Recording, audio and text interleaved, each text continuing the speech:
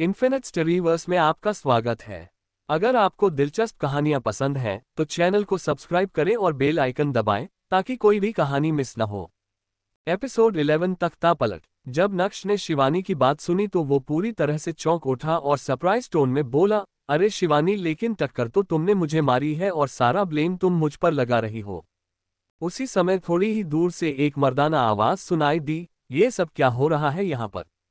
उस आवाज को सुनकर भीड़ अपने रास्ते से हटी और तभी नक्श ने देखा कि ब्लू कलर का सूट पहने एक आदमी दो सिक्योरिटी गार्ड्स के साथ उनकी तरफ बढ़ रहा था। जब विपुल ने अपनी आंखों के सामने ये सारा सीन देखा तो सबसे पहले तो वो शिवानी को वहां देखकर चौंक गया। तुरंत ही विपुल मुस्कुराते हुए शिवानी की तरफ बढ़ा और बोला, अरे शिवानी, मैंने तो सोचा था कि तुम कॉन्ट्रैक्ट साइन करने कुछ दिनों के बाद आओगी। मैंने एक्सपेक्ट नहीं किया था कि तुम इतनी जल्दी आ जाओगी।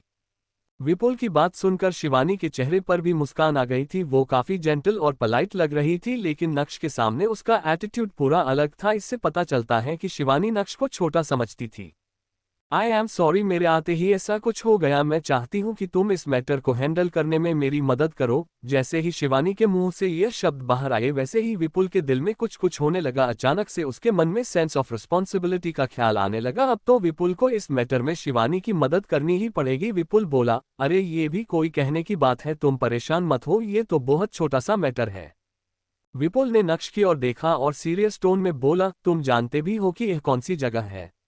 किसने कहा था तुम्हें यहाँ स्कूटर चलाने के लिए? नक्श ने इधर उधर देखते हुए कहा, क्या मैं यहाँ स्कूटर नहीं चला सकता? एक तो यह अचानक से तेज स्पीड में आई और मुझे टक्कर मार दी और तुम मुझे ज्ञान दे रहे हो। ध्यान से देखो, गलती मेरी नहीं इनकी है। मुझे कुछ नहीं देखना है, मैं कुछ देखना चाहता ही नहीं हूँ। और रोड पर चल रही इंपोर्टेड स्पोर्ट्स का तुम्हारे खटारा स्कूटर को टक्कर क्यों मारेगी? तुम ही जाकर भिड़े होगे जिससे तुम्हें अपने स्कूटर का कॉम्पेंसेशन मिल जाए। तुम्हें तो कुछ नहीं हुआ और वहां तुम्हारा स्कूटर तो मरा पड़ा है। इससे पता चलता है कि तुम जानबूझकर गाड़ी से टकराए हो। अब ज्यादा बकैती झाड़ने की जरूरत नहीं है। नक्श की तरफ उंगली करते हुए विपुल ने कहा। उसकी टोन में और उसकी बॉडी लैंग्वेज में नक्श के प्रति नफरत साफ दिखाई दे रही थी। विपुल के असम्पशंस से नक्श बिल्कुल भी खुश नजर नहीं आ रहा था। नक्श के अच्छे खासे मूड की वोट लग गई थी। शिवानी जो विपुल के ठीक बाजू में खड़ी थी, उसने मुंह बनाते हुए कहा, विपुल, क्या यह नया गार्ड तो नहीं है जिसे तुम लोगों ने रिक्रूट किया है? मुझे डर है कि अगर यह ऐसा है तो ये बहुत सारे लोगों को ऑफेंड कर सकता है। शिवानी की बात सुनकर अचानक से विपुल को याद आया कि 2 दिन पहले ही उन्होंने न्यूज़पेपर में एक सिक्योरिटी गार्ड की एड निकाली थी और नया सिक्योरिटी गार्ड भी आज से ही ज्वाइन करने वाला था। ये सोचते हुए विपुल ने नक्श की ओर देखा जिसने एक लूज टी शर्ट और शॉर्ट्स पहने थे और उसके बाद विपुल की नज़र नक्श के खटारा स्कूटर पर गई। यह सब देखकर विपुल को भी लगने लगा कि नक्श ही वो सिक्योरिटी गार्ड है जिसे आज से ज्वाइन करना था। मैं ऐसे लोगों को यहाँ काम करने की परमिशन कभी नहीं दूंगा। शिवानी, तुम बिल्कुल परेशान मत हो, मैं अभी इसे नौकरी से निकाल देता हूँ। ये बोलते हुए विपुल ने नक्श की ओर देखा और तीखे तेवर दिखाते हुए बोला, बच्चों, यहाँ से अब उल्टे पैर रवाना हो जाओ। अब हमें तुम्हारी कोई जरूरत नहीं है। यू आर फायर्ड, जल्दी करो और निकलो यहाँ से। भानुशाली ग्रुप की इमेज खराब करने की जरूरत नहीं है। नक्श को समझ ही नहीं आ रहा था कि आखिर यह सब हो क्या रहा है। नक्श ने उस ब्लू कलर के सूट पहने आदमी की नेम प्लेट देखी और तब नक्श को पता चला कि यह आदमी विपुल नागर है, असिस्टेंट एचआर भानुशाली ग्रुप। और इसी के साथ मन ही मन सोचने लगा, भानुशाली ग्रुप ने कैसे कैसे लोगों को कंपनी में भर रखा है। मतलब तमीज ही नहीं है बात करने की। इन्हीं लोगों की वजह से तो आज कंपनी का ये हाल हो रखा है और एक असिस्टेंट एचआर भी किसी एम्प्लॉय को फायर कर सकता है।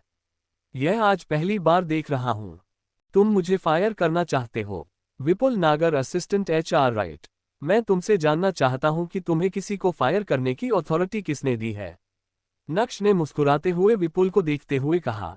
भीड़ को अब मजा आने लगा था और फुसफुसाहट का दौर भी शुरू हो गया था, लेकिन नक्श को किसी से भी कोई मतलब नहीं था। वो जानता था कि वो क्या कर रहा है और क्यों कर रहा है। एट द एंड हीरो तो हमारा नक्श ही निकलने वाला था। हाँ, वो अलग बात है कि शिवानी अब हीरोइन नहीं होगी।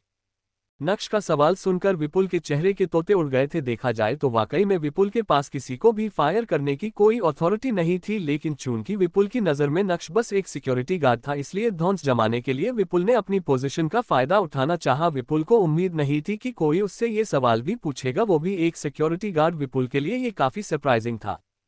गुस्से में चूर विपुल नक्श की खटिया खड़ी करना चाहता था, लेकिन इससे पहले कि विपुल कुछ बोलता शिवानी ने बीच में टोकते हुए कहा, तुम कह रहे हो कि विपुल के पास तुम्हें फायर करने की अथॉरिटी नहीं है, राइट? लेकिन हेड एचआर के पास तो अथॉरिटी होगी। रुको तुम। नफरत की नजरों से शिवानी ने नक्श की ओर देखा और तुरंत ही अपना मोबाइल बाहर निकाला और कुछ टाइप करने लगी। काम हो जाने के बाद शिवानी के चेहरे पर शातिर मुस्कान नाच रही थी। 5 मिनट से भी कम समय के अंदर अंदर ग्रे कलर का प्रोफेशनल सूट पहने एक औरत भानुशाली ग्रुप के ऑफिस से बाहर आई। उसके चेहरे के एक्सप्रेशंस पूरी तरह से बिगड़े हुए थे। उस औरत को देखकर ऐसा लग रहा था जैसे वो करीब 40 से 45 साल की होगी। हालांकि अच्छी बात है कि एक मैच्योर टेम्परामेंट रखने वाली औरत इस मैटर को हैंडल करने आई थी। उस प्रोफेशनल सूट में वो औरत और भी ज्यादा एक्सपीरियंस लग रही थी। वो औरत भानुशाली ग्रुप के पब्लिसिटी डिपार्टमेंट की हेड एचआर नैनिका थी और साथ ही साथ वो शिवानी की चाची भी थी। समझे दोस्तों? तो शिवानी की चाची की वजह से शिवानी को भानुशाली ग्रुप के साथ कॉन्ट्रैक्ट साइन करने का मौका मिल रहा था। चाची। जब शिवानी ने नैनिका को वहां आते हुए देखा तो किसी छोटे बच्चे की तरह फुदकने लगी और तुरंत ही अपनी चाची के पास जाकर उनका हाथ पकड़ लिया और उनके कान में कुछ फुसफुसाने लगी। जब विपुल ने और भानुशाली ग्रुप के बाकी एम्प्लॉयज ने नैनिका को देखा तो अपने चेहरे पर मुस्कान लाते हुए सभी ने अपना बॉडी लैंग्वेज ठीक किया और नैनिका को ग्रीट करते हुए कहा, गुड मॉर्निंग मैम। अपने चेहरे पर मुस्कान लाते हुए नैनिका ने सभी के मॉर्निंग ग्रीट स्वीकार किए और सीधा नक्श की तरफ बढ़ते हुए कड़क अंदाज में बोली, क्या तुमने इसकी कार को टक्कर मारी है? जल्दी से माफी मांगो और दफा हो जाओ वरना मुझे पुलिस को बुलाना पड़ेगा और उसके बाद वो ही इस मैटर को हैंडल करेंगे। हेड एचआर के मुंह से धमकी सुनने के बाद नक्श जोर से हंसते हुए बोला, आप कौन? मैं आपको जानता भी नहीं हूं तो भला मैं आपकी बात क्यों मानूं? अगर आपको पुलिस को बुलाना है तो बुला लीजिए। वैसे भी मैंने टक्कर नहीं मारी है। जब मेरी कोई गलती है ही नहीं तो मुझे डरने की कोई जरूरत नहीं है। क्या ये लड़का नैनिका मैडम को नहीं जानता? अब तो पक्का इसे फायर कर देंगे। हाँ रुक जा, फायर तो करेंगे ही लेकिन साथ ही साथ मुझे तो लगता है कि इसकी जबरदस्त कुटाई भी होगी। नक्श की बात सुनकर भानुशाली ग्रुप के एम्प्लॉयज के बीच में फुसफुसाहट चलने लगी थी और सभी एक्साइटेड हो गए थे। जब नैनिका ने नक्श को देखा जिसके चेहरे पर कोई शिकन नजर नहीं आ रही थी तो उसे और भी ज्यादा गुस्सा आने लगा था। नैनिका ने अपना हाथ ऊपर उठाया और दांत भींचते हुए नक्श की तरफ पॉइंट आउट करते हुए बोली, तुम हमारे ऑफिस के नए सिक्योरिटी गार्ड हो है ना? तो अब सुनो, तुम्हें यहाँ नौकरी करने की कोई जरूरत नहीं है। You are fired. अब यहाँ से चुपचाप पतली गली से निकल लो वरना मैं यकीनन पुलिस को बुलाऊंगी और वो तुम्हें फिर पुलिस स्टेशन लेकर जाएंगे। हाँ हाँ हाँ हाँ, मुझे पुलिस स्टेशन भेजोगे? नक्श ने अपने आप को पॉइंट आउट किया और जोर जोर से हंसने लगा था। उसे अपने कानों पर यकीन नहीं हो रहा था। नक्श का ऐसा बिहेवियर देखकर तुरंत ही एक कोने से शिवानी ने कहा, क्या तुम्हें इंसानी भाषा समझ में नहीं आती है? या फिर तुम इतने ही ढीठ हो? चिपको इंसान, तुम मेरे लिए बहुत अनलकी हो। मैं तो यहाँ अपना कॉन्ट्रैक्ट साइन कराने आई थी लेकिन तुमने तो मेरा ही नुकसान कर डाला। ऊपर से तुम्हारे पास इस नुकसान की भरपाई करने का भी पैसा नहीं है। अब जब तुम्हें यहाँ से जाने के लिए बोल रहे हैं तो तुम्हें यहाँ से जाना भी नहीं है। आखिर तुम चाहते क्या हो? निकल जाओ यहाँ से और फिर कभी मुझे अपनी शक्ल मत दिखाना। नक्श अभी भी एकदम शांत था। उसकी तरफ से कोई भी एक्शन या रिएक्शन देखने को नहीं मिल रहा था। ये देखकर नैनिका को भी गुस्सा आया और वो भी नक्श की वोट लगाना चाहती थी लेकिन इससे पहले कि नैनिका कुछ बोलती अचानक से कार के हॉर्न की आवाज आई और एक ब्रांड न्यू इटालियन स्पोर्ट्स का सभी के सामने आकर रुकिका का दरवाजा खुला और ब्लैक कलर की प्रोफेशनल ड्रेस पहने एक लड़की कार से बाहर आई। उसका फिगर बहुत अच्छा था और उसके बाल भी काफी लंबे थे। अपने चेहरे पर गोल्ड रिम्ड सनग्लासेस लगाए वो और भी ज्यादा खूबसूरत लग रही थी। भीड़ में मौजूद कुछ मनचलों का ध्यान अब शिवानी से हटकर इस लड़की पर आ गया था। इधर उधर देखने के बाद उस लड़की के कदम सीधा नक्श की तरफ बढ़े और नक्श के करीब जाकर उसने हल्का सा झुकते हुए कहा, सॉरी सर, मैं वो कंपनी की नई सीजनल रिपोर्ट्स बनाने में लगी थी और मुझे समय का पता ही नहीं चला, प्लीज फॉरगिव मी। जब नक्श की नज़र उस लड़की पर पड़ी और उस लड़की की बातें सुनकर नक्श को अंदाजा हो गया था कि यही उसकी पर्सनल सेक्रेटरी नंदिता है जिसे उसके दादाजी ने उसके लिए अरेंज की है। दूसरी तरफ नंदिता अभी भी नर्वस होते हुए नक्श को देखे जा रही थी। जब नक्श की तरफ से उसे कोई जवाब नहीं मिला तो उसने फिर से नक्श को समझाते हुए कहा, सर मैंने एक्सपेक्ट नहीं किया था कि मुझे इतना ज्यादा ट्रैफिक मिलेगा। आई एम सॉरी, आगे से ऐसी गलती दोबारा कभी नहीं होगी। जब भीड़ ने ये सीन देखा तो वो भी पूरी तरह से स्टन रह गए थे। किसी को भी समझ में नहीं आ रहा था कि आखिर यह चल क्या रहा है। सर, सिक्योरिटी गार्ड को भला कौन सर कहता है? नैनिका नंदिता को जानती थी। जब उसने नंदिता को नक्श के टूवर्ड्स इतने प्यार और रिस्पेक्टफुल मैनर से बात करते हुए देखा तो उसका दिल डाउट और गुस्से से भर गया था। तुरंत ही नैनिका के कदम नंदिता की तरफ बढ़े और उसका हाथ पकड़ते हुए बोली, नंदिता तुम्हारा दिमाग तो खराब नहीं हो गया है? ये लड़का हमारी कंपनी का नया सिक्योरिटी गार्ड है और तुम इसे सर सर बोल रही हो क्या गया है तुम्हें? Security guard? ये तो हमारी कंपनी के नए सीईओ हैं। जैसे ही नंदिता के मुंह से यह शब्द बाहर आए वैसे ही वहां कुछ सेकंड्स के लिए सन्नाटा छा गया और उसके बाद सभी एक साथ जोर जोर से हंसने लगे थे। ओह माय गॉड, हा हा हा हा, ये लड़का हमारी कंपनी का नया सीईओ है, उसे सीईओ का मतलब भी पता होगा।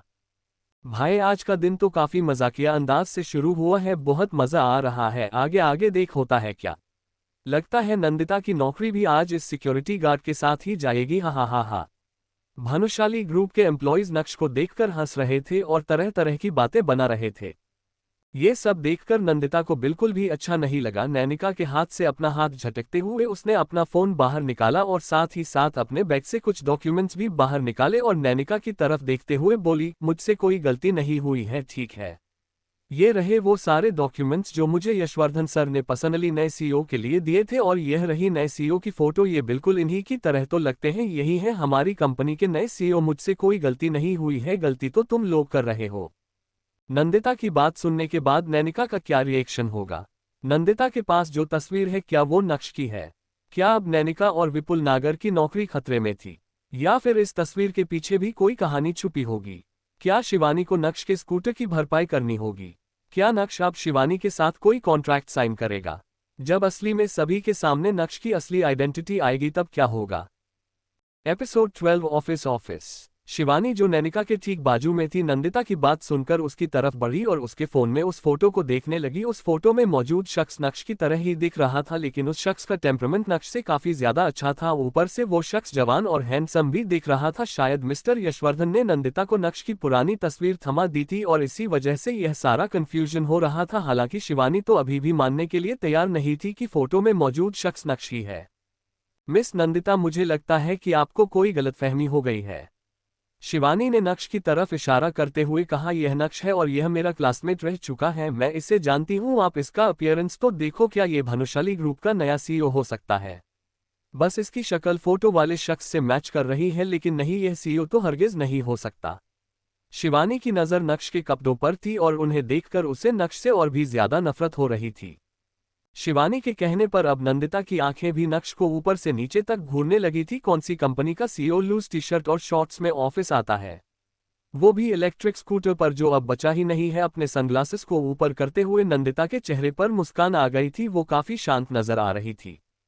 क्या बात है, आपकी बातों से तो अब ये और भी ज्यादा क्लियर हो गया कि यही हमारी कंपनी के नए सीईओ हैं। यशवर्धन सर ने जो मुझे इन्फॉर्मेशन दी उस हिसाब से हमारी कंपनी के नए सीईओ का नाम नक्श ही है, और देखिए इनका नाम भी नक्श है, डॉक्यूमेंट्स में भी इनका नाम लिखा है। और यह फोटो दरअसल 3 साल पहले की है। ऑब्वियसली 3 साल पहले हमारे सीईओ थोड़े और जवान थे। जैसे ही नंदिता ने ये जानकारी सभी को बताई वैसे ही नैनिका और शिवानी उन डॉक्यूमेंट्स की तरफ झपटे जो मिस्टर यशवर्धन ने नंदिता को दिए थे। नैनिका और शिवानी तो बस नक्श का नाम देखना चाहते थे और जैसे ही उनकी नज़र सीईओ कॉलम में नक्श के नाम पर पड़ी वैसे ही उन दोनों की जिंदगी में कड़कती फड़कती बिजली आ गिरी थी। नैनिका ने दुनिया में बड़ी से बड़ी चीज देखी थी, लेकिन ये पहली बार था जब उसके चेहरे पर वियर्ड एक्सप्रेशंस थे। नैनिका शांत रहने की पूरी कोशिश कर रही थी, लेकिन जैसे जैसे वो उस डॉक्यूमेंट का एक एक पन्ना देख रही थी वैसे वैसे उसका चेहरा पीला और भी ज्यादा पीला पड़ता जा रहा था। अंत में थक हार कर अपनी सारी उम्मीदों को खोने के बाद वो शॉक्ड स्टेट में चली गई, जहां उसे अभी भी यकीन नहीं हो रहा था कि इतने कैजुअल कपड़े पहनने वाला लड़का भानुशाली ग्रुप का नया सीईओ हो सकता है।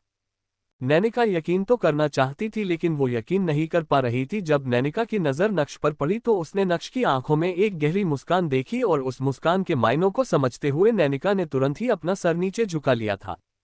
यह क्या कर दिया नैनिका तुमने? माना कि तुम पब्लिसिटी डिपार्टमेंट की हेड एचआर हो, लेकिन बिना कुछ जाने बिना कुछ सोचे तुमने तो कंपनी के नए सीईओ को ही फायर कर दिया। यहां तक कि तुम तो नए सीईओ को पुलिस स्टेशन भी भेजने वाली थी। जैसे जैसे नैनिका को ये ख्याल आ रहे थे वैसे वैसे उसका दिल मचलता जा रहा था। अपने दांतों को पीसते हुए उसने अपना गुस्सा निकालने की कोशिश की और फिर शांत भाव ने नक्श की तरफ बढ़ते हुए बोली, CEO sir, sir I am really very sorry, मैं अंधी थी जो आपको पहचान नहीं पाए। मेरे पास आपके आने की कोई खबर भी नहीं थी। प्लीज सर, अभी जो कुछ भी हुआ उसे हम भूल जाते हैं। मैं आपसे प्रॉमिस करती हूँ कि आगे से ऐसा कभी नहीं होगा। तुम फ्यूचर की बात कर रही हो? क्या तुमने अपना फ्यूचर देखा है? नक्श के इशारे को शायद नैनिका समझ गई थी। उसके चेहरे पर 12 बज रहे थे। अपने आप को संभालते हुए नैनिका ने कहा, प्लीज सर ऐसा मत कहिए, मैं मानती हूँ कि मैंने जो किया वो गलत था। प्लीज सर, आप मुझे एक और मौका दें, मैं सब कुछ सही कर दूंगी। नैनिका को अभी आजू बाजू खड़े किसी से भी कोई मतलब नहीं था, उससे तो बस अभी अपनी जॉब और पोजीशन बचानी थी। दूसरी तरफ शिवानी, जो नैनिका के ठीक बाजू में थी, उसका भी कुछ ऐसा ही हाल था। उसके कदम भी नक्श की तरफ बढ़े और आपको यकीन नहीं होगा, एरोगेंस और नक्श के प्रति नफरत शिवानी के दिल और दिमाग से जा चुकी थी। नक्श, ये सारी गलती मेरी है, प्लीज तुम इसे दिल पर मत लो, मैं तुमसे माफी मांगती हूँ। जैसे ही शिवानी ने ये कहा वैसे ही नक्श ने मुस्कुराते हुए उसे देखा। असल में नक्श मुस्कुरा नहीं रहा था, शिवानी नक्श को ही देख रही थी और उसे देखते हुए उसकी आवाज और भी ज्यादा सॉफ्ट हो गई थी। वो अलग बात है कि नक्श ने शिवानी से कुछ भी नहीं कहा और नक्श का यह अंदाज देखकर शिवानी ने भी अपना सर नीचे कर लिया था। नैनिका और शिवानी दोनों के ही 12 बज गए थे, लेकिन अभी घड़ी में 10:30 ही हुए थे। जब नक्श ने टाइम देखा तो उसे लगा कि उसने आधा घंटा ऑफिस के बाहर ही बर्बाद कर दिया है। कुछ सोचने के बाद नक्श ने नंदिता की तरफ हाथ हिलाया और विपुल की तरफ इशारा किया, जो मौके से भागने की फिराक में था। नक्श ने कहा, वैसे तो इसे भानुशाली ग्रुप की इमेज की बहुत चिंता है, लेकिन यह इंसान ये भूल गया कि वो जिस पोजीशन पर है वो किसी को फायर नहीं कर सकता है। कोई बात नहीं, मैं इसे फायर कर देता हूँ। He is fired. नक्श ने रजनीकांत की तरह अपना रूप दिखाया और यह रूप देखकर सभी की सांसें अटक गई थी। नंदिता के साथ नक्श के कदम भानुशाली ग्रुप के ऑफिस की तरफ बढ़ने लगे थे। नैनिका और शिवानी भी नक्श के पीछे पीछे बढ़ने लगे। सिर्फ एक विपुल ही था जो अब पूरी तरह से अकेला रह गया था, इतना अकेला कि अब तो उसके पास जॉब भी नहीं बची थी। उससे यकीन नहीं हो रहा था कि पलक झपकते ही वो ग्राउंड जीरो पर पहुंच गया था।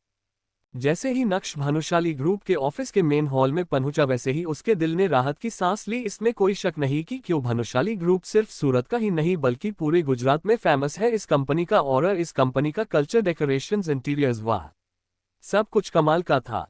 जब से नक्श को भानुशाली ग्रुप से बेदखल किया उसके बाद से नक्श ने कभी भी इस तरह के हाई एंड ऑफिस में कदम नहीं रखा था। इस ऑफिस में सिंप्लिसिटी भी थी और साथ ही साथ रॉयल्टी का फ्लेवर भी। ऑफिस में काम कर रहे लोगों को देखकर भी लग रहा था कि यह किसी बड़ी कंपनी के एम्प्लॉयज हैं। मन ही मन इस नाम को और भी आगे ले जाने की कसम खाते हुए नक्श पूरे हॉल में घूमने लगा था।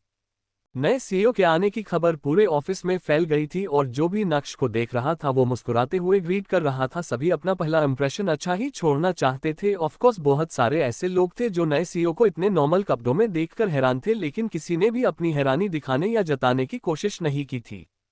ऑफिस के मेन हॉल के दर्शन करने के बाद अब नक्श लिफ्ट से सीधा 18 फ्लोर की तरफ बढ़ रहा था जहां सीईओ का केबिन था। अपने केबिन में जाने के बाद नक्श ने खिड़की के पर्दे को खोला और अपने केबिन से ब्रेथटेकिंग व्यू देखकर उसका दिल और भी ज्यादा खुश हो गया था। सीईओ वाली चेयर पर बैठने के बाद नक्श ने नैनिका और शिवानी की ओर देखा जो पीछे पीछे उसके केबिन तक आ गए थे। नक्श ने कहा, क्या तुम दोनों के पास और भी कुछ है बोलने के लिए? ये बोलते हुए नक्श ने कुछ डॉक्यूमेंट्स देखना शुरू कर दिए थे। नक्श की बात सुनकर शिवानी और नैनिका एक दूसरे को देखने लगे। नैनिका ने शिवानी को कंफर्टिंग लुक दिया और 2 कदम नक्श की ओर बढ़ाते हुए बोली, सर आज जो कुछ भी हुआ उसके लिए I am really very sorry. बस वो शिवानी को कॉन्ट्रैक्ट साइन करना है तो वो आप देख लीजिए। नक्श ने अपना चेहरा ऊपर नहीं उठाया, लेकिन उसके चेहरे पर शरारती मुस्कान जरूर आ गई थी। नक्श ने शॉकिंग एक्सप्रेशन लाते हुए कहा, कॉन्ट्रैक्ट साइन करना है? नक्श, क्या तुम भूल गए कि मैं यहाँ कॉन्ट्रैक्ट साइन करने ही आई हूँ? शिवानी ने अपने होंठ दांतों में दबाए और उसके खूबसूरत चेहरे पर एक अननेचुरल स्माइल आ गई थी। नक्श ने अपना चेहरा ऊपर की ओर उठाया और हाथ में थामे उन डॉक्यूमेंट्स को टेबल पर रख दिया अपनी लेदर वाली चेयर पर और भी आराम से बैठने के बाद शिवानी और नैनिका की तरफ देखते हुए हंसने लगा। नक्श सिर्फ हंस रहा था, उसके मुंह से शब्द का एक दाना भी बाहर नहीं आया था। जब नैनिका ने नक्श की इस हरकत पर गौर किया तो उसके दिल में कुछ तो होने लगा था। शायद नैनिका को पता चल गया था कि मामला उनके हाथ से फिसलता जा रहा है। तुरंत ही नैनिका बोली, सर यह कैसा रहेगा? आपको मुझे जो भी पनिशमेंट देना है मैं उसे एक्सेप्ट करती हूँ, लेकिन प्लीज आप शिवानी के कॉन्ट्रैक्ट को कैंसिल मत कीजिए। हाँ हाँ हाँ हाँ, जिन लोगों को इस मैटर के बारे में नहीं पता है उन्हें तो यही लगेगा ना कि मुझे सीईओ को लोगों को बुली करना पसंद है। ये बोलते हुए नक्श जोर जोर से हंसने लगा और नैनिका का चेहरा शर्म से लाल हो गया था। हालांकि नैनिका कम से कम 40 साल की थी, लेकिन जिस तरह से उसने अपनी बॉडी को फिट एंड मेंटेन करके रखा था कोई नहीं कह सकता कि वो 40 की है। ऊपर से अभी जिस तरह से उसका चेहरा शर्म से लाल पड़ गया वो तो 26 साल की लड़की लग रही थी, चार्मिंग एंड सेडक्टिव। अभी नैनिका कुछ बोलने ही वाली थी कि तभी सीईओ के केबिन पर नॉक हुआ। सेक्रेटरी नंदिता के कदम केबिन के अंदर बढ़े और उसने नक्श के करीब जाते हुए उसके कान में कहा, सर जावेरी खानदान से नवीन जावेरी आए हैं, बोल रहे हैं कि उन्हें बिजनेस प्रपोजल के सिलसिले में आपसे कुछ बात करनी है। वो भानुशाली ग्रुप के साथ कनेक्शन बनाना चाहते हैं, प्रपोजल साथ लेकर आए हैं, तो अगर आप बिजी हैं अभी तो क्या उन्हें थोड़ा इंतजार करने के लिए बोलूं? जैसे ही नक्श ने नंदिता के मुंह से नवीन जावेरी का नाम सुना वैसे ही मैम्बो अंकल का चेहरा उसके सामने आ गया और वो पूरी तरह से इरिटेट हो गया। मुंह बनाते हुए नक्श ने कहा, उस बेवकूफ को यहां से जल्दी रवाना करो। जावेरी खानदान को इन्फॉर्म करो कि अगर उन्हें भानुशाली ग्रुप के साथ कनेक्शन बनाना है और काम करना है तो आगे से इस बेवकूफ को कभी भी डील करने के लिए नहीं भेजे। जावेरी खानदान की तरफ से कौन मिलने आ रहा है यह मुझे पहले पता होना चाहिए। अगर मुझे उस इंसान से मिलने में दिलचस्पी हुई तो मैं उससे जरूर मिलूंगा और मुझे कनेक्शन बनाने में भी कोई दिक्कत नहीं है। मैं खुशी खुशी काम करने के लिए तैयार हूं और सुनो, मैंने जो कहा है वैसा का वैसा ही बोलना। नक्श ने तो नंदिता को यह मैसेज दे दिया था, लेकिन दूसरी तरफ मैम्बो अंकल भानुशाली ग्रुप के ऑफिस के मेन हॉल में बैठकर अपनी मां कल्याणी के हाथों से एक नई कार लेने का सपना संजो रहे थे। लेकिन इस सपने को टूटने में ज्यादा समय नहीं लगा। जब नंदिता ने मैम्बो अंकल को सीईओ का मैसेज दिया तो मैम्बो अंकल शॉक्ड रह गए थे। सीईओ का मैसेज देने के बाद नंदिता वहां से चली गई, लेकिन मैम्बो अंकल शॉक्ड स्टेट में अभी भी यही सोच रहे थे कि यह क्या, मैं तो मिला भी नहीं तो बिना मिले ही मुझे रवाना कर दिया। जब मैम्बो अंकल को एहसास हुआ कि उनके साथ बहुत गलत हुआ है तो उनके मुंह से जोर से कुछ अपशब्द बाहर निकले और इसी के साथ भानुशाली ग्रुप के एम्प्लॉयज उन्हें घूरने लगे थे। तब मैम्बो अंकल को एहसास हुआ कि वो अभी भानुशाली ग्रुप की टेरिटरी में है और उन्हें यहाँ ऐसी कोई भी हरकत नहीं करनी चाहिए। अपने गुस्से को अपने फेफड़ों में भरते हुए मैम्बो अंकल भानुशाली ग्रुप के ऑफिस से निकल गए थे। जावेरी खानदान के मैंशन में अचानक से कल्याणी ने सभी परिवार वालों को कॉल किया और आने के लिए कहा, ये बोलते हुए कि उन्हें इमरजेंसी फैमिली मीटिंग करनी है। जब कल्याणी ने देखा कि सभी लोग आ गए हैं तो एक गहरी सांस लेते हुए उन्होंने बोलना शुरू किया, मैम्बो आज भानुशाली ग्रुप के साथ मीटिंग करने गया था लेकिन वो सक्सेस नहीं हो पाए। मुझे लगता है कि कुछ लोगों को इस बारे में पता होगा। माँ, वो हमारे जावेरी खानदान को नीचा दिखा रहा है। उसने मुझे अपनी सेक्रेटरी के सामने बेवकूफ कहा, मुझे जल्दी से जल्दी वहां से जाने के लिए कहा। मैम्बो अंकल जो कल्याणी के ठीक बाजू में बैठे थे, गुस्से से उनका पूरा मुंह लाल हो गया था। अब कल्याणी की क्या रणनीति होगी? नक्श से बात करने वो किसे भेजेगी? क्या अनिका का नंबर आएगा या फिर कल्याणी अनिका को कुछ समझेगी ही नहीं? अगर अनिका गई तो नक्श डील क्लोज कर देगा, उसके बाद क्या होगा? नक्श कब तक पर्दे के पीछे रहकर अनिका की मदद करने वाला था? अनिका को इस बात का एहसास कब होगा? एहसास होने के बाद क्या होगा? क्या उन दोनों के प्यार की कहानी में कोई फूल खिलेगा? Episode 13 the trap. जब जावेरी खानदान के बाकी परिवार वालों को मैम्बो अंकल का किस्सा पता चला तो सभी उस टॉपिक पर डिस्कस करने लगे थे। सिर्फ मैम्बो अंकल ही नहीं बल्कि अनिका के चाचा के बच्चे भी काफी स्मार्ट थे और उन्हें समझ आ रहा था कि यह डील सक्सेसफुल क्यों नहीं हुई थी। यह मैम्बो अंकल का इटली नहीं था जो मैम्बो अंकल अपनी बढ़ाई करते हुए यहाँ भी आगे बढ़ जाए। बहरहाल उन्हें हार का सामना करना पड़ा और अब कल्याणी चाहती थी कि इस मैटर को कोई और हैंडल करे। भानुशाली ग्रुप का नाम एंटरटेनमेंट इंडस्ट्री में भी काफी पॉपुलर था और सभी को पता था कि यह डील इतनी आसानी से क्रैक नहीं होने वाली थी। अब तो कल्याणी ने भी मैम्बो अंकल को दूर का रास्ता दिखा दिया था। बेचारे मैम्बो अंकल कर भी क्या सकते थे, बस अपने टेंट्रम्स के साथ वो अपना बचाव कर रहे थे और भानुशाली ग्रुप के नए सीईओ को नीचा दिखाने में लगे थे। अब भानुशाली ग्रुप ने मैम्बो अंकल के साथ ऐसा क्यों किया? कल्याणी को तो इसका एक्सप्लेनेशन भी नहीं चाहिए था। कोई बात नहीं नवीन, ये काम तुमसे नहीं हो पाएगा। ये बोलते हुए कल्याणी के चेहरे पर गुस्सा और उदासी दिख रही थी। उन्होंने मैम्बो अंकल का कंधा थपथपाया और उन्हें थोड़ा कंफर्ट देने की कोशिश की। उसके बाद कल्याणी ने कहा, ये जो भानुशाली ग्रुप का नया सीईओ है, मैंने सुना है कि वो बहुत जवान है और इतनी कम उम्र में उसे इतनी बड़ी कंपनी के सीईओ की पोजीशन संभालने का मौका मिला है। इसमें कोई शक नहीं कि उस इंसान में घमंड नहीं होगा और ऐसे में वो हमारी जैसी फैमिलीज के साथ शुरुआती दिनों में ऐसा ही करेगा। ये बोलने के बाद कल्याणी ने एक पॉज लिया और सभी को देखते हुए बोली, लेकिन वो सीईओ ये भी कह रहा है कि वो हमारे खानदान के बाकी लोगों से मिलना चाहता है। अगर उसे उस इंसान में दिलचस्पी दिखी तो वो मीटिंग करके हमारे साथ खुशी खुशी डील फाइनल करने के लिए भी तैयार है। इसका मतलब मौका हमारे हाथ से गया नहीं है। तो अब मैं तुम सभी से पूछना चाहती हूँ कि तुम में से किसे ऐसा लगता है कि वो उस नए सीईओ के साथ मीटिंग करने में ज्यादा सूटेबल है? कल्याणी की बात सुनकर सभी लोगों ने डिस्कस करना बंद कर दिया और एक दूसरे को देखने लगे थे। अचानक से शांति छा गई थी। भानुशाली ग्रुप के नए सीईओ ने नवीन जावेरी को बिना मिले ही बाहर का रास्ता दिखा दिया था। ऐसे में अब जावेरी खानदान के बाकी लोग सोच रहे थे कि कौन वहां जाकर हलाल होना चाहता है। जब किसी ने भी आगे आने की पहल नहीं की तो कल्याणी का चेहरा और भी ज्यादा सख्त हो गया। कल्याणी ने अपनी आवाज ऊंची करते हुए कहा, क्या तुम में से कोई भी वहां नहीं जाना चाहता है? एक तरफ जहां सभी लोग खामोश थे तो वही अचानक से मैम्बो अंकल के दिमाग में एक खुराफाती आइडिया आया और उस आइडिया के बारे में सोचते हुए उनके चेहरे पर शातिर मुस्कान आ गई। तुरंत ही वो अपनी चेयर से उठे और जोर से चिल्लाते हुए बोले, माँ, मुझे लगता है कि उस नए सीईओ से बात करने में हमारी अनिका बेटी सबसे ज्यादा सूटेबल है। मैम्बो अंकल की वजह से सेंटर ऑफ अटेंशन पूरी तरह से अनिका पर आ गया था। अनिका ने मैम्बो अंकल की ओर देखा जो कल्याणी के पास खड़े होकर हंस रहे थे। ये देखकर अनिका का दिल गुस्से से भर उठा था। हालांकि वो बहुत अच्छे से जानती थी कि मैम्बो अंकल ये सब क्यों कर रहे हैं, जिससे वो अनिका के लिए प्रॉब्लम्स क्रिएट कर सके। लेकिन अनिका ने यह एक्सपेक्ट नहीं किया था कि मैम्बो अंकल इतने बेशर्म हो जाएंगे कि इतने हाई प्रोफाइल मैटर में सीधा उसे इन्वॉल्व करे देंगे। अगर नवीन जावेरी, जिसका सूरत में बहुत अच्छा नाम है, वो ही भानुशाली ग्रुप के नए सीईओ को हैंडल नहीं कर पाया तो भला अनिका किस खेत की मूली है। ऐसा ही कुछ अनिका भी अपने बारे में सोच रही थी और यही सोचते हुए उसने कहा, मैं दादी, यह मैटर। अनिका मन ही मन बहुत गुस्सा थी और साथ ही साथ यह भी सोच रही थी कि कैसे इस मामले से बाहर निकला जाए। लेकिन इससे पहले कि अनिका कल्याणी को समझाते हुए अपना कोई रीजन देती, मैम्बो अंकल यानी नवीन जावेरी ने बीच में टोकते हुए कहा, अनिका बेटी, तुम्हारी दादी भी चाहती है कि तुम जावेरी खानदान के लिए कुछ कंट्रीब्यूट करो। तुम्हारे पापा ने इतना कुछ किया है, क्या तुम्हारा कोई फर्ज नहीं? क्या तुम इस रिस्पॉन्सिबिलिटी से बचने का कोई एक्सक्यूज तो नहीं ढूंढ रही हो? अनिका के एक्सप्रेशंस देखकर मैम्बो अंकल को मजा आ रहा था। अपने चेहरे की मुस्कान को और बढ़ाते हुए उन्होंने कहा, मुझे पता है कि तुम्हारी एनजी कॉर्पोरेशन पिछले कुछ महीनों से घाटे में चल रही है और तुम्हारा बहुत नुकसान भी हो गया है। अपनी कंपनी को पटरी पर लाने के लिए तुम्हें अभी भी बहुत सारे कैपिटल की जरूरत है ना? यह मैं तुम्हारे अच्छे के लिए ही कर रहा हूं। अगर तुमने जावेरी खानदान में अपना कंट्रीब्यूशन दिया और तुम्हारी वजह से अगर हमारी डील क्रैक हो गई तो तुम्हारी दादी तुम्हारी कंपनी को बैंकरप्ट होने से बचा सकती है। अपनी बात खत्म करने के बाद मैम्बो अंकल तुरंत ही कल्याणी की तरफ हल्के से झुके और उनके कान में फुसफुसाते हुए कहा, माँ, मुझे लगता है कि अनिका इस काम को करने के लिए सबसे ज्यादा काबिल है। आपको क्या लगता है?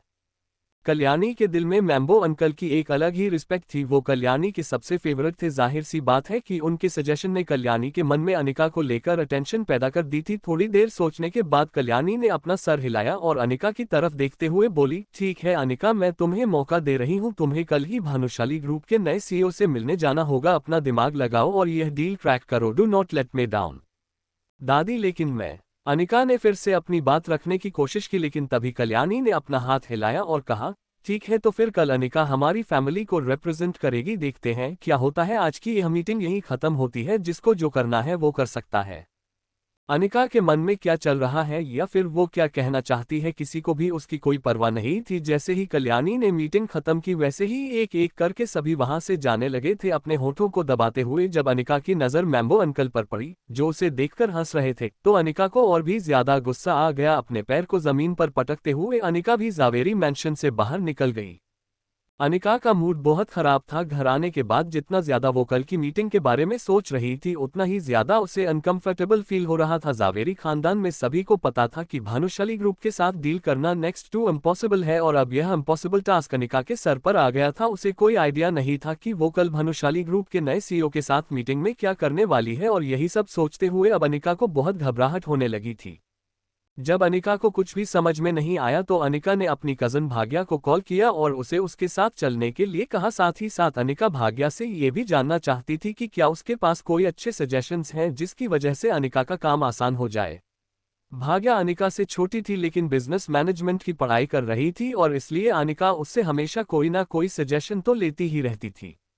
चूंकि भाग्या छोटी थी इसलिए जावेरी खानदान उसे तो भानुशाली ग्रुप के सीईओ से मिलने का मौका नहीं देगा। लेकिन तो क्या हुआ, कम से कम वो अपनी बहन अनिका की मदद तो कर ही सकती है। फिर क्या था, तुरंत ही भाग्या अनिका के घर आ गई और दोनों कल की होने वाली मीटिंग के बारे में डिस्कशन करने लगे। डिस्कशन के बाद अनिका को वाकई में लगने लगा कि शायद वो ये काम कर सकती है। अब न तो उससे घबराहट हो रही थी और न ही उसे कुछ कॉम्प्लिकेटेड लग रहा था। दीदी, नक्श कहीं दिखाई नहीं दे रहा है, घर पर नहीं है क्या? भाग्या के कदम फ्रिज की तरफ बढ़े और फ्रिज में से कोल्ड ड्रिंक का कैन निकालते हुए उसने कहा। मुस्कुराते हुए अनिका ने जवाब दिया, आज जब मैं सुबह निकली तो वो भी निकल गया था। मुझे नहीं पता कि वो कहाँ गया है, लेकिन अब तक तो वापस नहीं आया है। अनिका की बात सुनकर भाग्या को बोलने का मौका मिल गया। अनिका के करीब आते हुए उसने कहा, दीदी मैं आपको बहुत एडमायर करती हूँ, आप बहुत हार्डवर्किंग हो, लेकिन लाइफ में आपने एक गलती कर ली, नक्श से शादी। और मुझे तो ताज्जुब होता है कि आपकी शादी को 2 साल हो गए हैं लेकिन आप उस इंसान से डिवोर्स लेने का सोच भी नहीं रहे हो।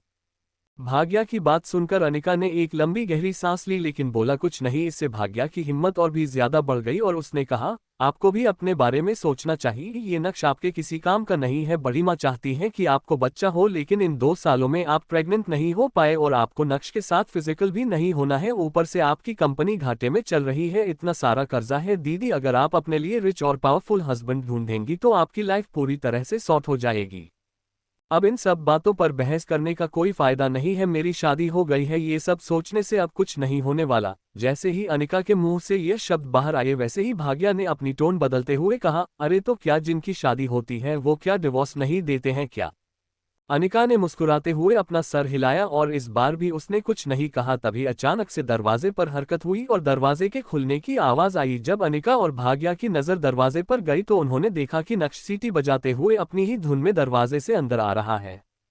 अपने चेहरे पर नकली मुस्कान लिए भाग्या नक्श को बड़े गौर से देख रही थी और मन ही मन सोच रही थी, ये नक्श हमेशा शर्ट और शॉर्ट्स पहनकर घूमता है, इसके जैसा लूजर तो मैंने कभी नहीं देखा। जब नक्श ने भाग्या को देखा तो उसे उसकी आंखों में अपने लिए नफरत साफ दिखाई दे रही थी, लेकिन नक्श को कोई फर्क नहीं पड़ा। मुस्कुराते हुए नक्श अनिका के पास सोफे पर बैठ गया और अनिका को देखकर बोला, अनिका तुम्हारी कंपनी को अभी भी बहुत सारा कैपिटल चाहिए है ना? अनिका ने नक्श की बात पर ज्यादा ध्यान नहीं दिया, उसका ध्यान तो नेल पेंट लगाने में था क्योंकि कल उसकी मुलाकात भानुशाली ग्रुप के नए सीईओ से हो रही थी और अनिका उसके सामने प्रेजेंटेबल लगना चाहती थी। यही वजह थी कि अनिका खामोश रही और अपना काम करती रही। ये देखकर नक्श ने फिर से कहा, बताओ ना अनिका, तुम्हारी कंपनी को पैसा चाहिए ना? इस बार अनिका नक्श की बात सुनकर इरिटेट हो गई और कड़क अंदाज में बोली, तुम इस बारे में क्यों पूछ रहे हो? क्यों, तुम्हारे पास कोई खजाना हाथ लग गया है क्या? तुम एनजी कॉर्पोरेशन को नुकसान से बचा सकते हो?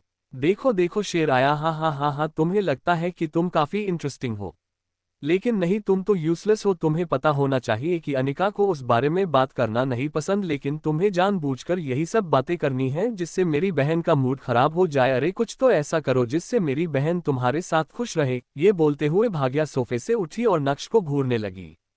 अनिका ने तुरंत ही भाग्या की और कड़क अंदाज में देखा और उसे यह बताने की कोशिश की कि वो मुंह बंद करे और नक्श की क्रिटिसाइज ना करे, और ऐसा इसलिए क्योंकि कल जब मैम्बो अंकल ने जावेरी मैंशन में सभी के सामने अनिका को एम्बैरस किया तब एक नक्श ही था जिसने अनिका की साइड ली और उसका सपोर्ट किया। तो अब अनिका नहीं चाहती थी कि कोई भी नक्श की बुराई करे। ये पहली बार था जब नक्श ने देखा कि अनिका उसके लिए स्टैंड ले रही है और ये देखकर नक्श के अंदर गजब की हिम्मत आ गई। अब नक्श भाग्या को घूर रहा था। मुस्कुराते हुए नक्श ने भाग्या से कहा, तुम्हें हमारे मैटर में नहीं पड़ना चाहिए और मैं कितना यूजफुल हूँ या यूजलेस यह मुझे तुम्हें बताने की जरूरत नहीं है। मुझे अच्छे से पता है कि मुझे एनजी कॉर्पोरेशन के लिए कब और क्या करना है। नक्श की बात सुनकर सिर्फ भाग्या ही नहीं बल्कि अनिका के चेहरे पर भी हंसी आ गई थी, लेकिन जैसे तैसे अनिका ने अपनी हंसी को कंट्रोल किया और सरप्राइज एक्सप्रेशन के साथ नक्श को देखने लगी। तभी भाग्या ने हंसते हुए कहा, हाँ हाँ हाँ हाँ, तो बताओ फिर एनजी कॉर्पोरेशन के लिए कब कुछ करोगे? करोगे भी या बस सिर्फ हवा में बात करनी आती है? हाँ हाँ हाँ हाँ, भाग्या की हंसी बढ़ती जा रही थी। अब नक्श भाग्या को किस अंदाज में जवाब देगा? क्या अनिका उन दोनों को शांत करवाएगी या फिर नक्श इस बार कुछ बड़ा करने वाला था जो अनिका और भाग्या के लिए बहुत सरप्राइजिंग होगा? कल की मीटिंग में क्या होगा? क्या नक्श अनिका से मिलेगा या फिर नक्श ने इस सिचुएशन की पहले से ही तैयारी कर ली थी? क्या अनिका जावेरी खानदान को भानुशाली ग्रुप की डील दिला पाएगी?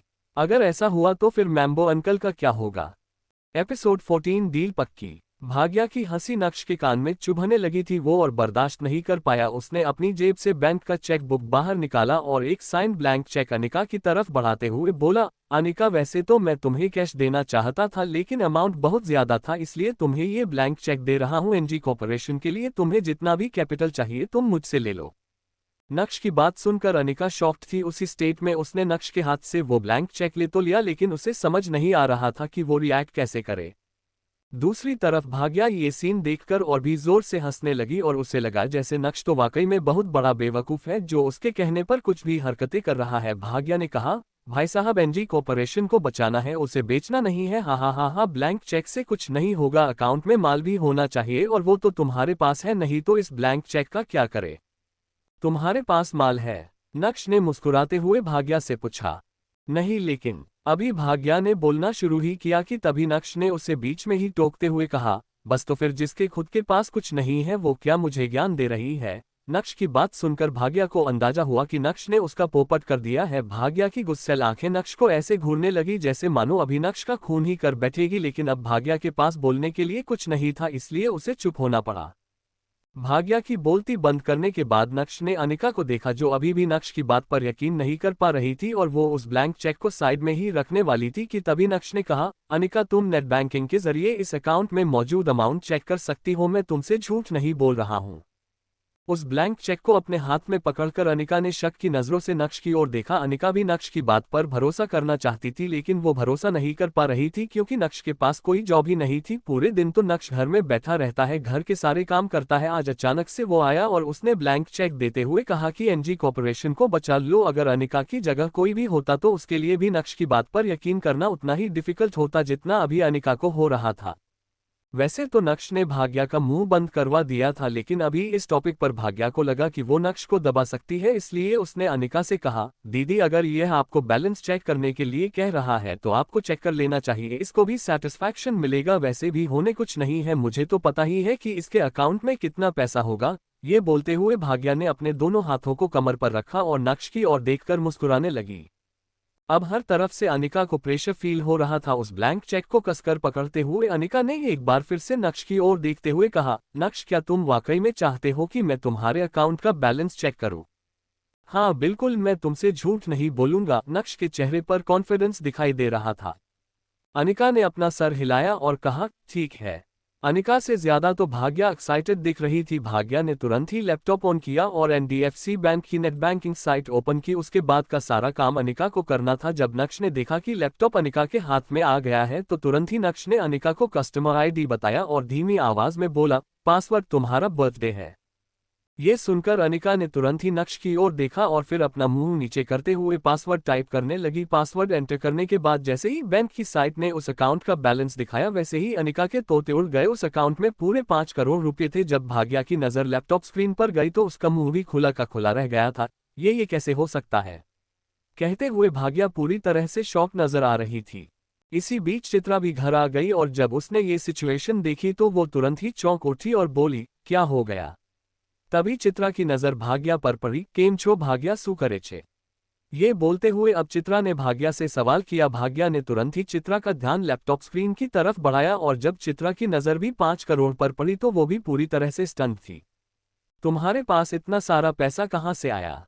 चित्रा ने अनिका से पूछा। अनिका ने पहले अपनी माँ को देखा और उसके बाद नक्श की ओर देखकर अपने होठों को दांतों में दबाते हुए बोली, नक्श ने मुझे दिए। क्या नक्श ने दिए? चित्रा को अनिका की बात पर यकीन नहीं हो रहा था। तभी चित्रा ने नक्श की ओर देखते हुए पूछा, तुम्हारे पास इतना सारा पैसा कहाँ से आया?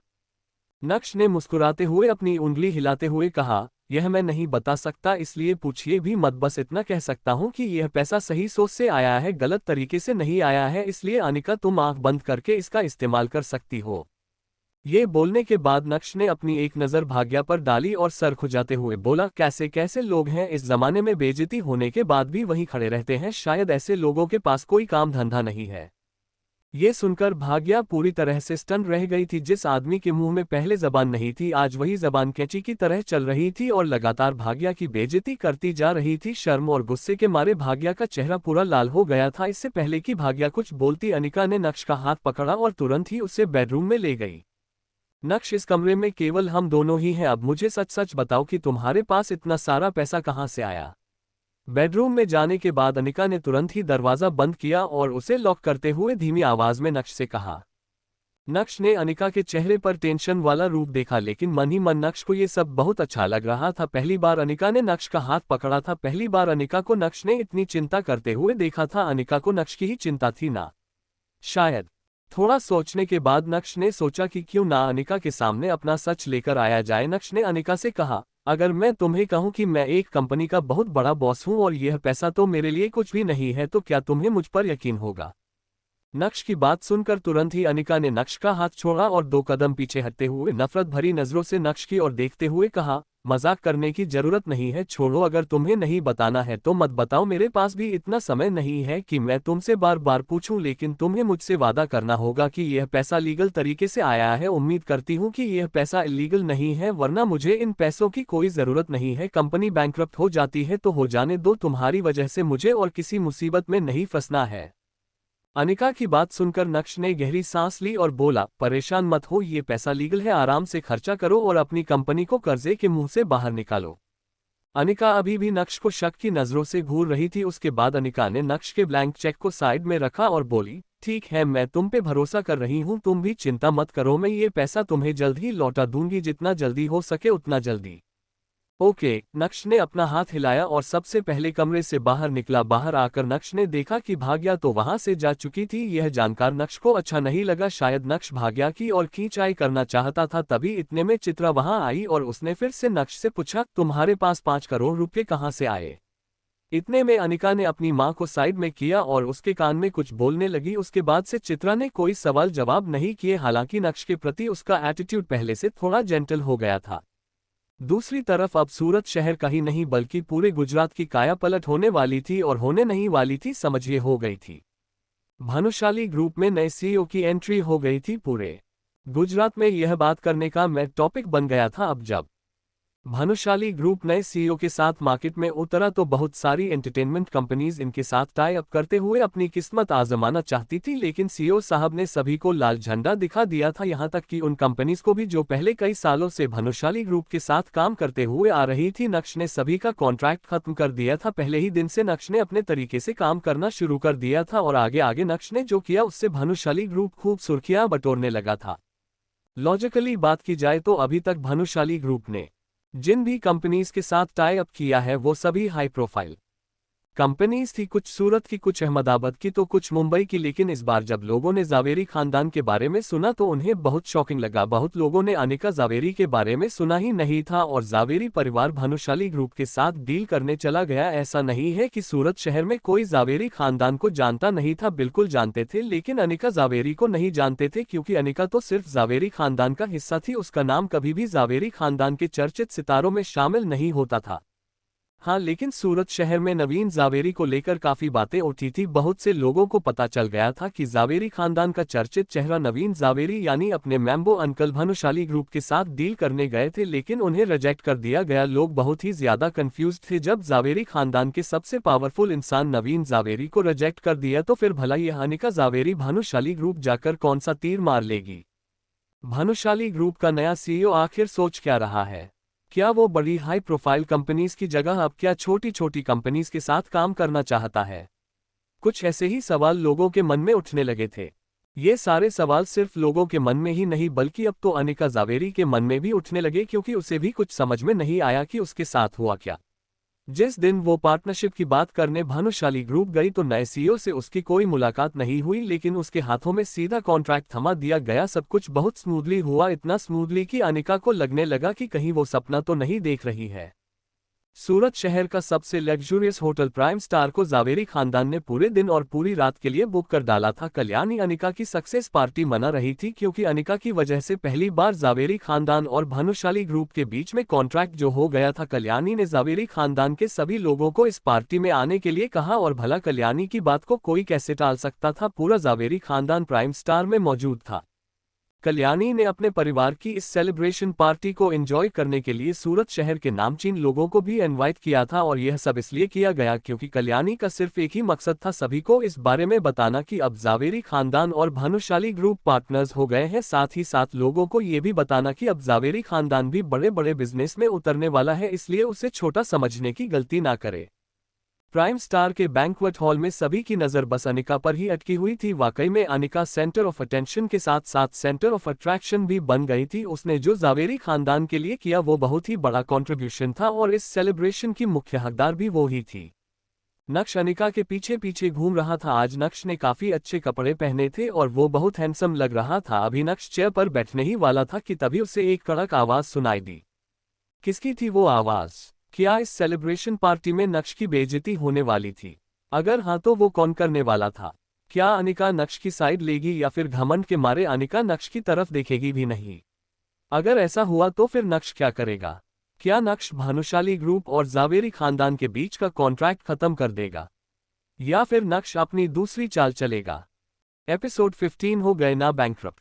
जावेरी खानदान की सेलिब्रेशन पार्टी में नक्श पूरे समय अनिका के पीछे पीछे घूम रहा था। थक हार कर जब नक्श ने थोड़ी देर बैठने का प्लान बनाया तो एक कांड हो गया। अभी नक्श चेयर पर बैठने ही वाला था कि तभी एक कड़क आवाज सुनाई दी, ओए हटो हटो यहाँ से, यह जगह मिस जूली की है। यह आवाज मैम्बो अंकल की थी और उनके ठीक पीछे ब्लैक गाउन पहने एक जवान खूबसूरत लड़की खड़ी थी।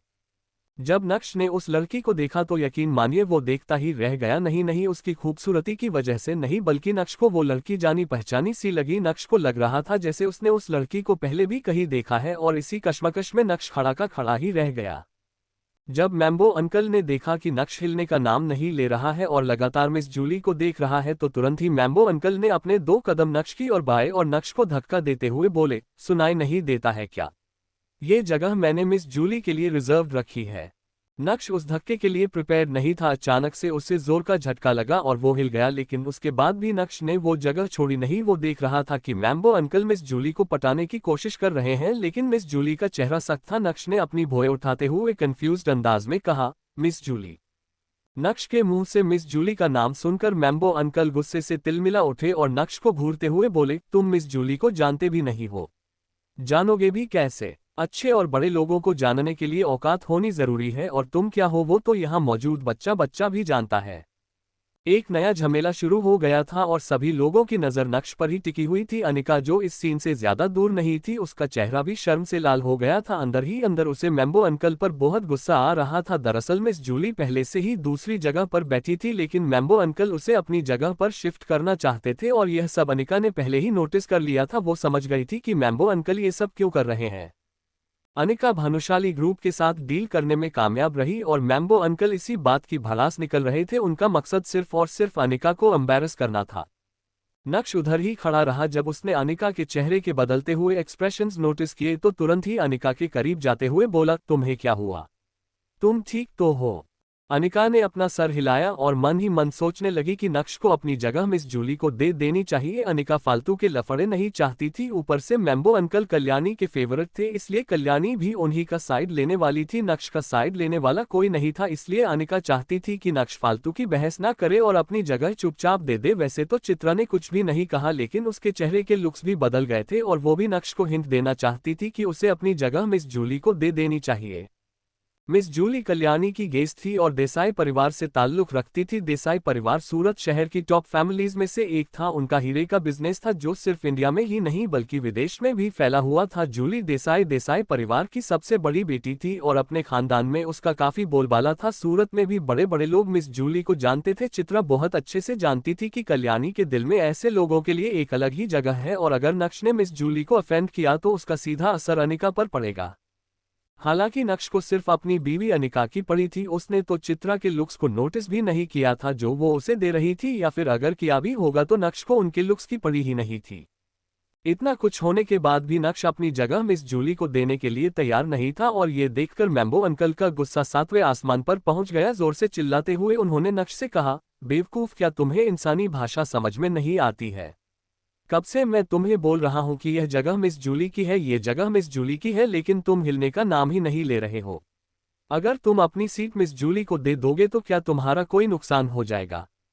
मिस जूली ने चौंकते हुए पहले मैम्बो अंकल को देखा और उसके बाद गुस्से वाली नजरों से नक्श को घूरने लगी थी। मामला बढ़ता जा रहा था और कल्याणी को भी इसकी भनक लग गई थी। कल्याणी की आंखें भी इसी मैटर पर टिकी हुई थी। जब अनिका ने देखा कि कल्याणी भी अब इस मैटर में शामिल हो गई है तो अनिका को चिंता होने लगी। अनिका कल्याणी के सामने अपना अच्छा इंप्रेशन कंटिन्यू रखना चाहती थी, लेकिन अगर नक्श ने अपनी जगह मिस जूली को नहीं दी तो अनिका का इंप्रेशन फीका पड़ जाएगा, या फिर कल्याणी अनिका को नजरअंदाज कर देगी और उसके बाद शायद अनिका की इंपॉर्टेंस खत्म हो जाए। मन ही मन ये सोचते हुए अनिका ने तुरंत ही नक्श की ओर देखा और अपने प्यार भरे अंदाज में बोली, नक्श, तुम सीट्स एक्सचेंज क्यों नहीं कर लेते? अनिका ने इससे पहले कभी भी नक्श से इतने प्यार से कुछ नहीं कहा था। अपनी बीवी की बात सुनकर नक्श के चेहरे पर मुस्कान आ गई और उसने अपना सर हिलाते हुए कहा, ठीक है, तुम कह रही हो तो मैं सीट्स एक्सचेंज कर लेता हूँ, ये बोलने के बाद नक्श अपनी जगह से हटा और दूसरी जगह पर जाकर बैठ गया। उसके बाद से नक्श ने मैम्बो अंकल या मिस जूली को फिर से देखने की भी कोशिश नहीं की। मैम्बो अंकल अभी भी गुस्से से भरे हुए थे, लेकिन उन्हें मिस जूली के सामने अपनी इमेज को बरकरार रखना था, इसलिए वो ऐसी वैसी और कोई हरकत नहीं करना चाहते थे और अपने आप को शांत रखने की कोशिश कर रहे थे। ऐसे तो नक्श हटने का नाम नहीं ले रहा था, लेकिन अनिका के एक बार कहते ही नक्श मान गया। ये सोचते हुए मिस जूली ने जलन की नजरों से अनिका की ओर देखा और अपनी सीट पर बैठ गई। लेकिन ये क्या? मिस जूली की नज़र ड्रीम लवर नेकलेस पर पड़ी जो अनिका ने गले में पहना हुआ था, और उसके बाद से उसकी नज़र हटने का नाम ही नहीं ले रही थी। मिस जूली भी लंबे समय से ड्रीम लवर नेकलेस का इंतजार कर रही थी। उसकी भी ख्वाहिश थी कि एक दिन उसके गले में भी ड्रीम लवर नेकलेस हो। भले ही देसाई फैमिली हीरे के बिजनेस में थे, लेकिन वो ड्रीम लवर जैसा नेकलेस कभी नहीं बना सकते थे। मिस जूली ने कभी नहीं सोचा था कि वो इतने स्पेशल और क्यूरेटेड ड्रीम लवर नेकलेस को आज अनिका के गले में देखेगी। अब उसे अनिका से और भी ज्यादा जलन होने लगी। चूंकि मिस जूली हीरे के बिजनेस से रिलेटेड थी, इसलिए वो देखकर ही बता सकती थी कि अनिका के गले में पहना वो हार असली ड्रीम लवर था। जब अनिका ने देखा कि मिस जूली लगातार उसे ही घूरे जा रही हैं, तो उसे थोड़ा अटपटा सा लगा। तुरंत ही अनिका मिस जूली की तरफ बढ़ी और बोली, मिस जूली, मैं नोटिस कर रही हूँ कि आप लगातार मुझे ही देख रही हैं। क्या आपको मेरे में कुछ अजीब लग रहा है? मिस जूली ने मुस्कुराते हुए कहा, आई एम सॉरी अनिका, दरअसल मैं तुमसे ये पूछना चाहती हूँ कि यह जो तुमने अपने गले में ड्रीम लवर नेकलेस पहना है, वो तुमने कहाँ से खरीदा है? मिस जूली की आंखों में अपने प्रति जलन देखकर अनिका बहुत ज्यादा सैटिस्फाइड फील कर रही थी। उसने एक्सपेक्ट नहीं किया था कि मिस जूली जैसी जवान और अमीर खानदान से ताल्लुक रखने वाली लड़की को उससे जलन होगी। यह सोचकर ही अनिका को मजा आ रहा था। अपना गला साफ करते हुए अनिका ने धीमी आवाज में कहा, यह तो मुझे मेरे एक दोस्त ने दिया है। मिस जूली ने अपना सर हिलाया, लेकिन उसकी नजर ड्रीम लवर से हट ही नहीं रही थी। मिस जूली ने कहा, अनिका, क्या मैं तुमसे कुछ पूछ सकती हूँ? क्या तुम अपने दोस्त से बोलकर अगर उसके लिए पॉसिबल है तो क्या वो ड्रीम लवर नेकलेस को खरीदने में मेरी मदद कर सकता है? ये बोलने के बाद मिस जूली को लगा कि शायद अनिका उसके प्रपोजल को तुरंत ही रिजेक्ट कर देगी, इसलिए तुरंत ही मिस जूली ने फिर से बात को आगे बढ़ाते हुए कहा, डोंट वरी, मैं उसे फ्री में हेल्प करने के लिए नहीं कह रही। उसने ये नेकलेस कितने का खरीदा? मैं उससे डबल पैसा दूंगी। डबल पैसा? आजू बाजू जितने भी लोग बैठे थे, जब उन्होंने मिस जूली और अनिका की कॉन्वर्सेशन सुनी तो वो सभी शॉक्ड रह गए थे। एक असली ड्रीम लवर नेकलेस की प्राइस 10 करोड़ रुपए से भी ज्यादा थी, और यहाँ मिस जूली डबल पैसा यानी 20 करोड़ रुपए देने की बात कर रही थी। हाँ, वो दे सकती है, वो देसाई खानदान से है जो बहुत अमीर है, कोई बड़ी बात नहीं है, लेकिन आप ड्रीम लवर के लिए क्रेज देख रहे हैं। गजब। इस समय मिस जूली और अनिका एक साथ बैठे थे। एक जेंटल थी तो दूसरी कोल्ड और एलिगेंट मर्दों को ये दोनों औरतें काफी ब्यूटीफुल लग रही थी। सभी के दिल मचल रहे थे, लेकिन अनिका पूरी तरह से खामोश थी। ना जाने वो किन ख्यालों में खो गई थी। उसे समझ नहीं आ रहा था कि वो मिस जूली की बात का क्या जवाब दे। जब चित्रा ने देखा कि उसकी बेटी से कुछ भी बोला नहीं जा रहा है, तो तुरंत ही चित्रा बीच में आई और अनिका को हिलाते हुए बोली, अनिका, सोच क्या रही है? चल जल्दी से मिस जूली की मदद कर। चित्रा की हरकत से अनिका होश में आई और तभी उसे एहसास हुआ कि सभी लोग उसे ही देख रहे हैं। अपने होठों को दांतों में दबाते हुए अनिका ने अपने बैग से फोन बाहर निकाला और विहान का नंबर सर्च करने लगी। अनिका को इस तरह विहान को कॉल करने में हेजिटेट हो रहा था, लेकिन अब चूंकि सभी लोग अनिका के सर पर बैठे थे, इसलिए अनिका ने किसी का नंबर डायल किया। नक्श जो ज्यादा दूर नहीं था, वो अनिका के एक्शंस देखकर मुस्कुरा रहा था। वो गैस कर सकता था कि अनिका किसे कॉल करेगी। वो जानता था कि अनिका के दिमाग में उसका नाम आएगा ही नहीं। इसका मतलब बहुत ही आसान है कि अनिका के दिमाग में कौन है। जी हाँ, अगर नक्श का गैस गलत नहीं है तो अनिका विहान बजाज को ही कॉल करेगी। नक्श सही सोच रहा था। विहान ने अनिका के कॉल को तुरंत ही उठा लिया। जब अनिका ने देखा कि मिस जूली पैशनेटली उसी को घूर रही हैं, तो अनिका ने कॉल को लाउडस्पीकर पर रख दिया। जब चित्रा ने अनिका की मोबाइल स्क्रीन पर विहान का नाम देखा तो वो एकाएक चौंक उठी और नक्श की ओर देखकर मन ही मन सोचने लगी, ओह, तो यह विहान है जिसने अनिका को नेकलेस दिया है। अगर यह बात नक्श को पता चल गई तो मुझे भी नहीं पता कि क्या होगा। बस नक्श अनिका से इस बात को लेकर आयु ना करे, खासकर यहाँ तो बिल्कुल भी नहीं। अगर नक्श ने यहाँ ऐसा वैसा कुछ भी हंगामा या ड्रामा किया तो मेरे लिए और अनिका के लिए बहुत ऑकवर्ड हो जाएगा। दूसरी तरफ विहान ने कॉल उठाया, जो दोस्तों के साथ बैठ कर ब्लैक में खरीदी हुई बियर पी रहा था। 2 दिन पहले भानुशाली परिवार में से कोई विहान से मिला और उस शख्स ने विहान को बताया कि उसने भानुशाली परिवार में से किसी को अफेंड किया है जो उसे नहीं करना चाहिए था। अब भानुशाली परिवार उसे छोड़ेगा नहीं। इससे पहले कि विहान कोई एक्सप्लेनेशन पूछता या बताता, अचानक से उसके सारे फंड्स और रिसोर्सेज पर संकट छा गया। साथ ही साथ उसकी कंपनी के टैक्स प्रॉब्लम्स भी बाहर आ गए। देखते ही देखते विहान का सब कुछ चला गया। अब जो बचा कुचा है उसमें भाई साहब गुजरात में शराब बंद होने की वजह से ब्लैक में खरीदी हुई बियर पी रहे हैं, लेकिन अभी तक विहान को ये पता नहीं चला है कि उसने भानुशाली खानदान में किसे ऑफेंड किया है। विहान ने नहीं देखा कि उसे कौन कॉल कर रहा है और कॉल उठाते ही डिप्रेस्ड टोन में बोला, हेलो, कौन बोल रहा है? विहान की आवाज सुनकर अनिका को धक्का सा लगा। उसके चेहरे के एक्सप्रेशंस अचानक से बदल गए और उसका दिल बहुत भारी हो गया। जब भी अनिका विहान को कॉल करती, विहान बहुत ही ज्यादा एक्साइटेड हो जाता था, लेकिन आज उसकी टोन में वो एक्साइटमेंट पूरी तरह से गायब थी। लेकिन क्यों? यह अनिका को समझ नहीं आ रहा था, उसे कुछ पता ही नहीं था। विहान, मैं बोल रही हूँ अनिका यार, मुझे तुमसे कुछ पूछना है। क्या तुम एक और ड्रीम लवर नेकलेस खरीद सकते हो? Is it possible for you? उम्मीद के साथ अनिका ने विहान से पूछा। विहान की तरफ से क्या जवाब आने वाला है? विहान के बैंकक्रप्ट होने के पीछे क्या कहानी है? क्या विहान अपनी आप बीती अनिका को बताएगा? अगर हाँ तो उसके बाद क्या होगा? विहान ने तो अनिका को ड्रीम लवर दिया ही नहीं है, और जो दिया वो तो नकली था। तो क्या विहान अनिका को एक और नकली हार देगा? अगर ऐसा हुआ तो मिस जूली का क्या रिएक्शन होगा? क्या इस पार्टी में अनिका का मजाक बनने वाला है, या फिर नक्श इस बार भी बीच में आकर अपनी बीवी को बेइज्जत होने से बचाएगा?